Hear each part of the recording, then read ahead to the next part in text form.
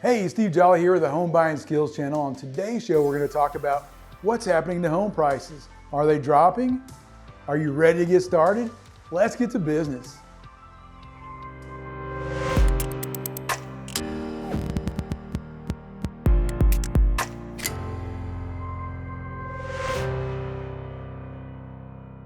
Now let's answer that second question first.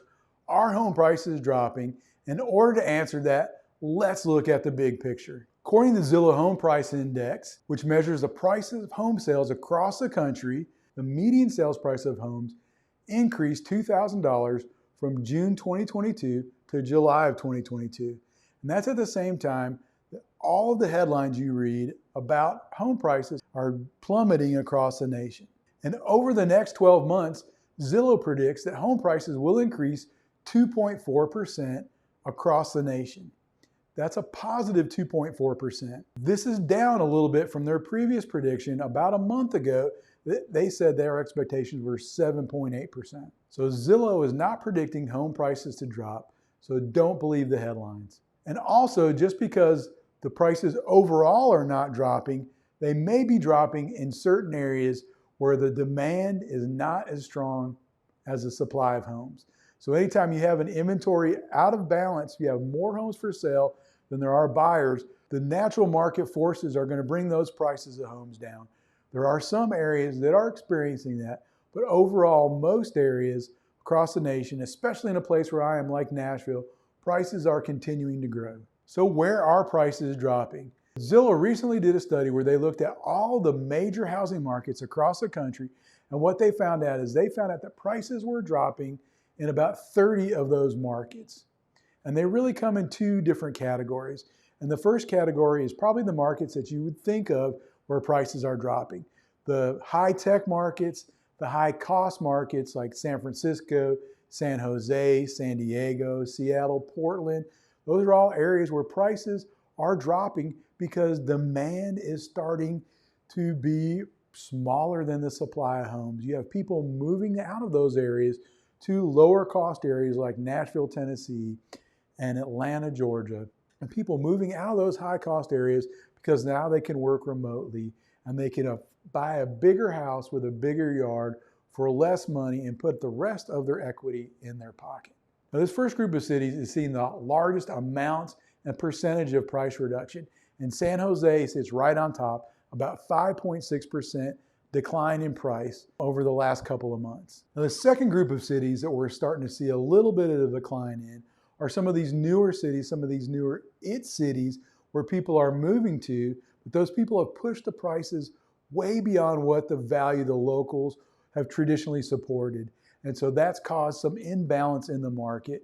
They'll take a little bit of time to correct, but I'm not really expecting a price drop in those areas.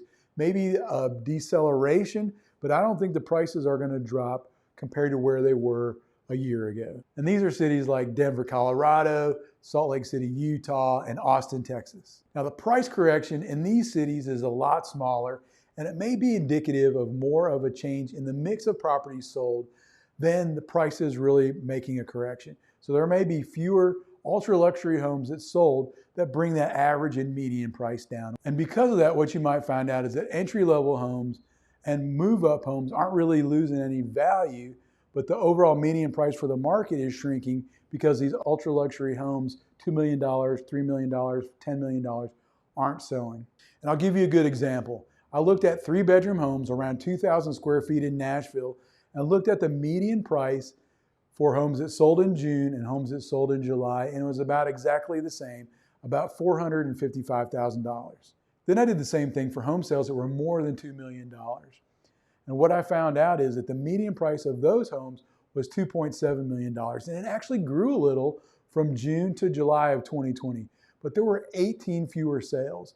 And so if you take those 18 fewer sales times the $2.7 million average, and you divide that by the number of sales that we typically have in a month or that we had in that month, you'll find out that reduced the average sales price, just those 18 homes, by $11,000. So the difference in mix of homes may look like the average or the median sales price of the home is really declining when it's really not. And maybe it's just fewer homes that are being sold at that ultra luxury level.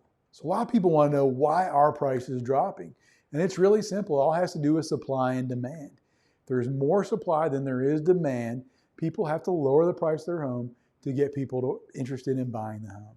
And that's what's happening in certain parts of the country, in certain little micro local areas. There are more homes for sale than there is a demand. And that's where you're going to see the prices drop. So how did supply and demand get out of balance in those areas? Where some of them, especially if you look at these high-tech, high-cost areas, people started relocating out of those areas really over the last 5 or 10 years, but especially during the pandemic, that accelerated that process.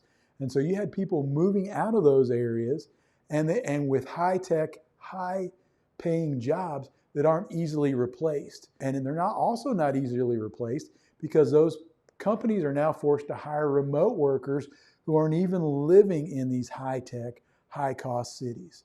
So the supply was either growing or remaining the same while the demand was shrinking because people were moving out of the area. So that's one way the supply and demand got out of whack in certain areas. And not everybody's getting out of those areas for the cost. Some of them are doing it because of lower taxes.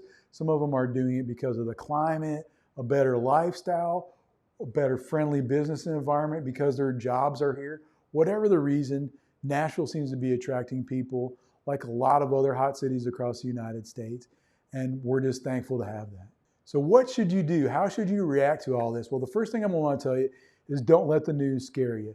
They're going to tell you the negative side of the story. They're going to focus on that because that increases viewership, which makes their advertisers happy. So don't let the business news scare you about the real estate market. Second thing I think is important is if you're thinking about making a move in the near future, it's so important to plan ahead. Talk with a realtor, talk with a lender, explain to them the goals that you have, what you want to achieve, and come up with a plan to do that to make sure you meet all your needs on your timeline that you want it, and you get the best value for what you're looking for. So while you're waiting to make that move, keep an eye on prices in your area, keep an eye on interest rates, keep an eye on what's happening in your market so you can react and you can respond if a change happens. Let's say interest rates come down for a short period, you can respond quickly and jump ahead of a lot of other people that are going to wait for their realtor to call them or wait for them to finally see the news story that says, hey, the real estate market is great. And keep an eye on inflation and interest rates because when those rates drop below 5% and they stay there consistently, you'll see a huge demand pickup from buyers that are out there on the market.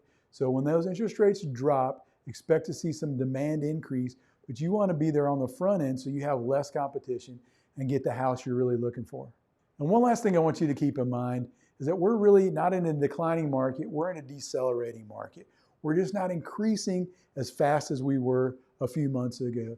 That may mean you might see a tiny dip in the median price month over month, but you're not going to see one when you compare it to last year. So keep in mind, prices in most areas are expected to decline. Keep that in mind, especially if you want to buy a home in the near future. I hope you enjoyed today's video on home buying. If you liked the video, click the like button to let me know that you enjoyed it. If you have any specific questions, leave them in the comment section below. And don't forget to subscribe and hit the bell so you'll never miss one of our videos. Take care.